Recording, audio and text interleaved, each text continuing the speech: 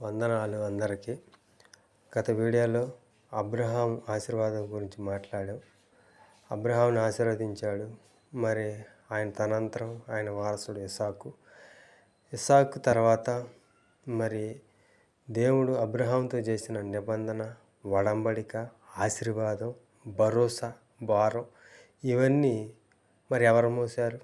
ఎవరి ద్వారా ప్రవచనం నెరవేరద్దే? మరి ఇస్సాక్కి ఇద్దరు కుమారులు, పెద్ద ఆయన ఏశావు, చిన్న ఆయన యాకోబు. అయితే మరి యాకోబు మోసగాడయి తండ్రి ఇంటిని విడిచాడన్నారు. హారానికి వెళ్ళాడు. మరి 20 సంవత్సరాలు కొలువు చేశాడు. విస్తారమైన సంపద సంపాదించుకున్నాడు. గొర్రెలు, మేకలు, ఎడ్లు, భార్య, బిడ్డలను తీసుకుని వచ్చాడు. ఇక్కడ విషయం ఏంటంటే ఆశీర్వాదం గురించి మాట్లాడుతున్నాం కాబట్టి మరి ఇంత సంపద యాకోబుని ఆశీర్వదించాడు దేవుడు, వచ్చాడు. మరి అబ్రహాంకి విస్తారమైన సంపద, ఎడ్లు, మేకలు, గొర్రెలు, గాడిదలు, ఒంటెలు, విస్తారమైన పనివాళ్ళు. మరి ఈ ఆస్తి అంతా ఏమైంది? ఈ ఆస్తి అంతా ఎవరికి చెందింది? ఏశావే తీసుకున్నాడు కదా. మరి అబ్రహాం ఆస్తితో పోల్చుకుంటే యాకోబు ఆస్తి ఏ మూల? మరి యాకోబుని ఆశీర్వదించాడు అన్నారు కదా దేవుడు. మరి ఆశీర్వాదం అంటే ఏ రకమైన ఆశీర్వాదం?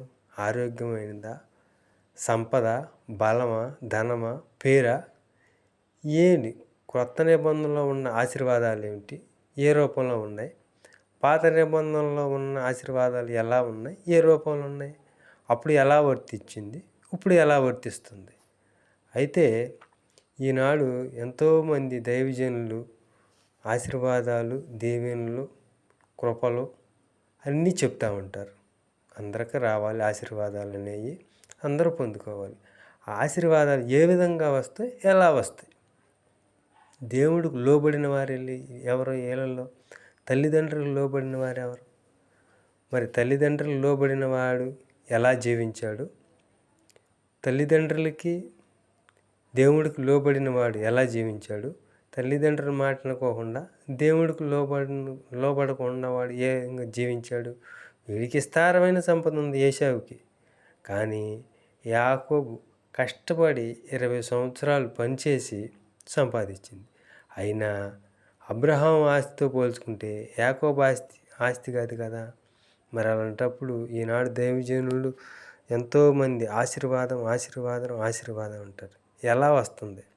పని చేయకుండా ఆశీర్వాదం వస్తుందా? మరి నిన్ను వలె నీ పొరుగు వారిని ప్రేమించన్నాడు. మనం ప్రేమిస్తున్నామా? కష్టపడుతున్నామా? 10 రూపాయలు ఇస్తాం, లేకపోతే దశంభాగం ఇస్తాం, మనకింత కట్టలు రావాలంటాం. ఎలా వస్తాయి? ఎందుకంటే దీవెన అనేది ఈ లోక సంబంధమైంది, పరలోక సంబంధమైంది కాబట్టి ముందు నీ తల్లిని, నీ తండ్రిని సన్మానించు, నీ దేవుడికి లోబడి ఉండు, నీ దేవుని విధేయత కలిగి ఉండమన్నాడు. మరి అవి మనం చేస్తే మన పెద్దలను గౌరవించాలి. తల్లిదండ్రులని, పెద్దలని గౌరవించి దేవుడికి లోబడాలి. అవన్నీ చేయకోకుండా చర్చిలోకి వెళ్ళి ప్రార్థనలు చేసి, పాటలు పాడి, కానుకలు ఇచ్చి, అర్పణలు ఇచ్చిన, దశంభాగాలు ఇచ్చిన మీకు దీవెనలు రావు. ఆడవారు మరి ముఖ్యంగా మీ అత్తని, మీ మామని జాగ్రత్తగా చూసుకోవాలి. మీ మరుదుల్ని, మీ బావల్ని, మీ ఆడపడుచుల్ని గౌరవించాలి. ముసలోళ్ళు, అత్తమామలు కూడా కోడల్ని జాగ్రత్తగా గౌరవించి కూతురిలా చూసుకోవాలి. ముందు నీ కుటుంబాన్ని కట్టుకో.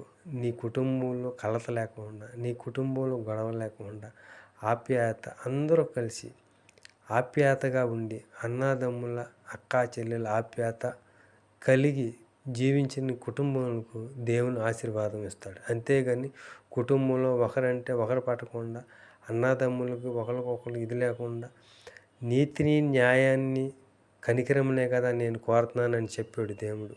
నువ్వు బలులు కోరిన వాడివి కాదు. నువ్వు బలిని కోరిన వాడివైతే నేను బలు అర్పించేవాడిని. నువ్వు కనికరమును, న్యాయమునే కదా కోరితివి అని దావీదు గారు అన్నాడు.